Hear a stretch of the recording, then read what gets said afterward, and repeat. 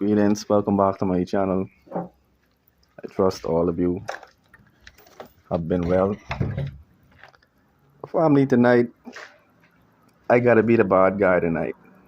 I didn't want to have to do this. I've already made about 6 or 7 videos about this topic. I think I already said all that needed to be said about this topic. But once again, it has reared its ugly head on YouTube. Family, I'm speaking about the foundational Black American movement, right? Now, to give you a little backstory, Yvette Carnell had the genius idea to organize American descendants of slavery into a group, and she actually called it the American Descendants of Slavery, or ADOS, as it is known. Shortly thereafter, TARIQ Nasheed, who was just coming off of his Mac Lessons book, who was just coming off of his series of Hidden Colors documentaries, decided that he was going to change gears, right? All throughout of his career of creating the DVD productions and documentaries, he had taken the position that all of us are African descendants and we need to look out for each other, right?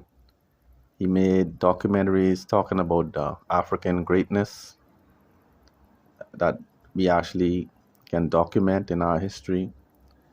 He spoke about hidden facts that people didn't know about the contributions that Black persons have made throughout history, right? But suddenly, TARIQ Nasheed decided that he was going to co-opt a plan that already had been undertaken, and he was going to now rebrand it as FBA. And so ADOS was usurped by the foundational Black American movement, right? I want to reiterate this. There was already a movement for reparations in America for Black people who descend from America. This was known as ADOS, okay? Yeah, the leader of this movement had a high top fade like Lil Boosie, but that's neither here nor there. The point is, there was already a movement in place, okay? So it was not a new idea. When TARIQ Nasheed started FBA, there was already a movement, in other words, right? And so what became characteristic of FBA is anti-Black rhetoric, right?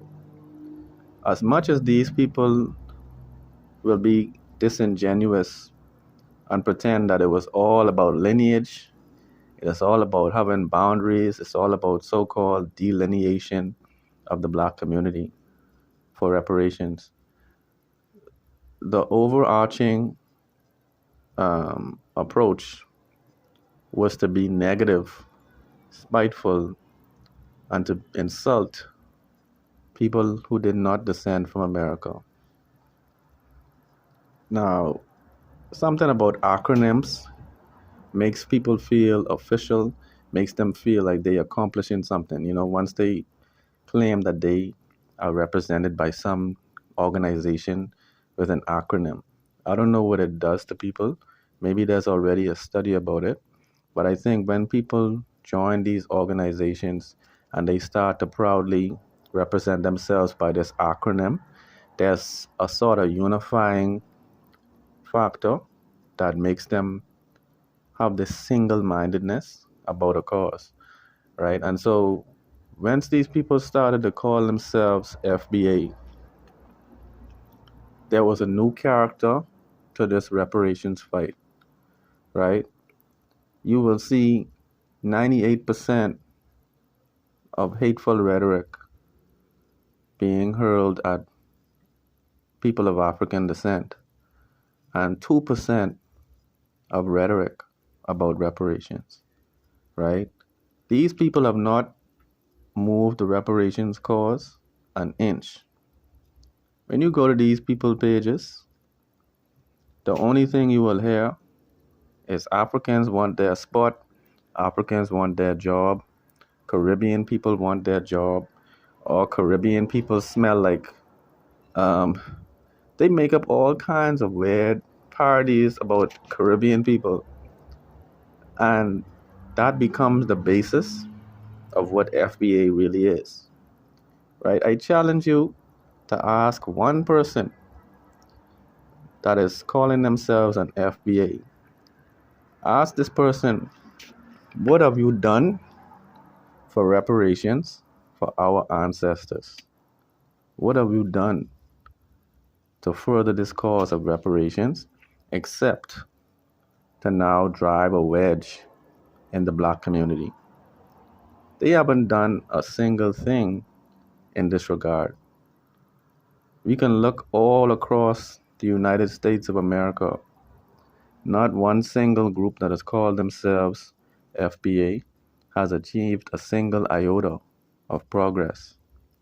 But what they have done is that they have done the job of white supremacists and can now openly name call and malign and disrespect other Africans who did not descend from plantations in America.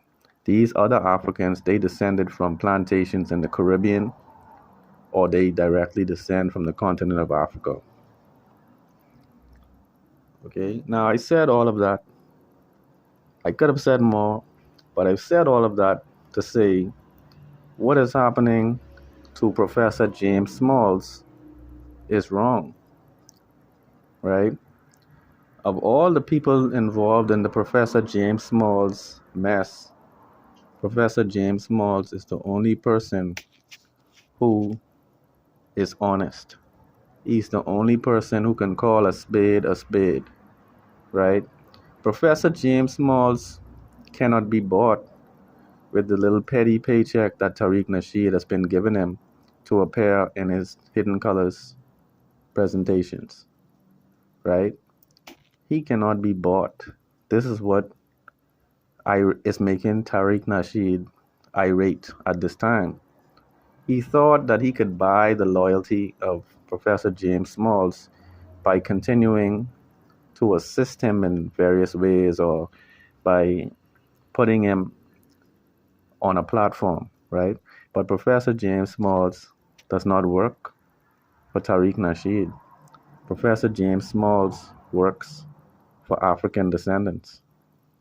Okay, and so when he was asked about the hate speech of FBA, Professor James Smalls decided to break ranks with this ideology by saying that it's possible that some of these organizations and characters that are making all of this division in the black community are actually working for the federal government. What he basically insinuated was that, when asked about the hate speech, what he insinuated was that, look, it's possible that some of these individuals are being paid or being orchestrated by some force outside of the black community. Now, he's not the first person to say this. As I said, I think I've said this about 6 or 7 times on YouTube in different videos, right? And I think when the hate speech was at its genesis, I was one of the persons who said that, look, what TARIQ Nasheed is doing is driving a wedge in the black community, right? Now, how is he doing this? Well, prior to movements like FBA, the only time you would hear the use of the word tether is when it is being used by white supremacists who had an issue with all immigrants from various countries, right? And in particular, they mostly use the word tether or anchor baby when they're speaking about Latinos and other immigrants that came to America and abused the birth of a child as a right to stay in the country, right? And so to hear an organization that is led by a person who used to have a Pan-African platform now using some of the talking points of extreme conservatives and outright racists, it causes anybody with half a brain to give more consideration to this movement. Is it actually being genuine? Are they actually working on reparations? Are they gathering signatures? Are they lobbying lawmakers and persons in Congress? Are they lobbying with senators? Are they actually trying to form a global united front to push for this to actually come to fruition? Have they done anything substantial that would make reparations a foreseeable goal in the near future? The answer is no. They haven't done a single thing except make YouTube videos talking about Africans smelling like jollof rice, talking about Caribbean people trying to steal their jobs, talking about tethers have a particular kind of hairline and FBAs have a different kind of hairline. Basically making this comparison between American blacks and blacks who come from the Caribbean, right? Now, I've been critical of everyone who takes this position because, it reminds me of the whole notion of chosen people, right? I have said in the past that when the Nation of Islam has made the claim that God's chosen people um, are black Americans in particular, that this was a flawed position to take. How the hell could you ever say that by virtue of the slave ships stopping in America, that they are now the chosen people of the Most High, right? And, I don't want to go any further in my criticism of Nation of Islam, but I said that to say this idea that some black people are a special kind of black person while others are just a regular type of black person is the most ridiculous and offensive ideology that a person can have, particularly black persons. Okay, I believe that James Small is a great scholar. James Smalls has been a guide and a sage and a guru in the Pan-African movement. He is one of our elders who has paved the way for us to be here today discussing anything of substance in the black community, right? For TARIQ Nasheed to now disrespect him and make claims that he is going to paint over his face on the mural, he's going to cut him out of the documentaries that were forthcoming, it's just an indication that he never had any respect or love for this elder. I think you could take Hidden Colors 1, 2, 3, 4, 5, and 6 and shove them where the sun don't shine. TARIQ Nasheed is making these Hidden Colors documentaries like somebody is asking for these Hidden Colors. Bro, if you are some kind of charlatan, some snake oil salesman, why the hell would I want to hear what you have to say about African history? Right? Why would I want to hear what a snake oil salesman has to say about African history? You need to leave that for brother James Smalls to do. You need to leave that for brothers like Ashra Kwesi. As a matter of fact, leave that for Sa Netta to do, right? Because these brothers look took Sarnetter's whole platform and tried to monetize it for themselves. Sarnetter has been doing the groundwork, putting out these documentary productions, exposing our people to black conscious information. All right, leave that for brothers like Sarah Sutton Seti to do. We don't want to hear what a brother who has a failed rap career, who actually made a song called Wash Your Ass in the 1990s. Okay, we don't want to hear what you have to say. Because just a few years ago, brother, you were trying to portray yourself as being a pimp. So why would we want to hear what you have to say about African history? Leave that to an actual scholar. Okay, the only thing you can teach our people at this time, brother, is how to wear a hairpiece and claim that it's your actual hairline. How to wear hair dye without having any grays showing. You know, you're doing a great job of dyeing your hair, right? You did a great job of dyeing your hair, brother. But when it comes to the scholarship about our African history, you need to stay out of that. Because at the end of the day, if you don't respect Africans, why do we want to hear your presentations and compilations of real scholars talking about it? Let the scholars do their job, right? Like I said, I didn't want to do this, family, but when I see them criticizing Brother James Smalls as if they actually have a worthy cause, I have to cry foul. These are not persons who are being genuine with the black community. These are persons who are being openly divisive. And I would go on a limb and say TARIQ Nasheed is being paid by somebody who is not of African origin to divide black Americans of their various backgrounds and make it impossible for black people to operate as a voting bloc, right?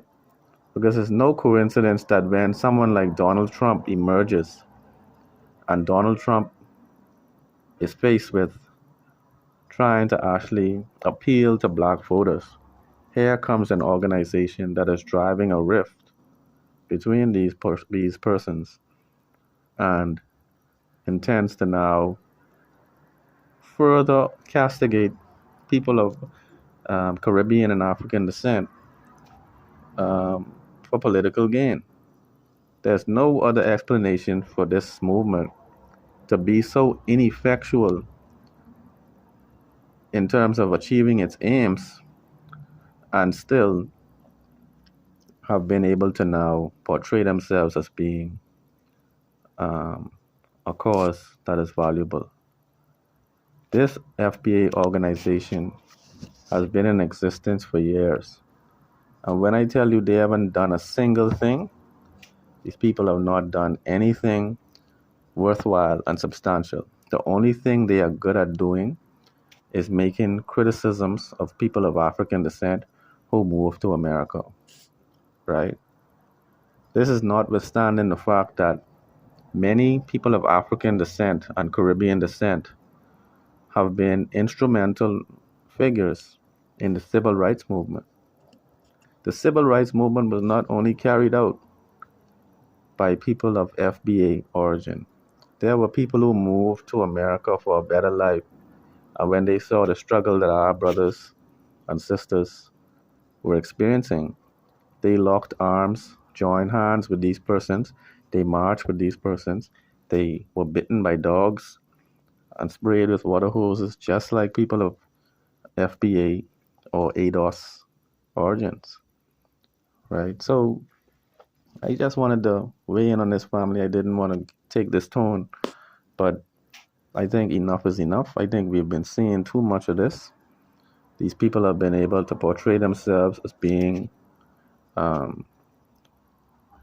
useful tool for our people, but they've actually been a useful tool for white supremacy.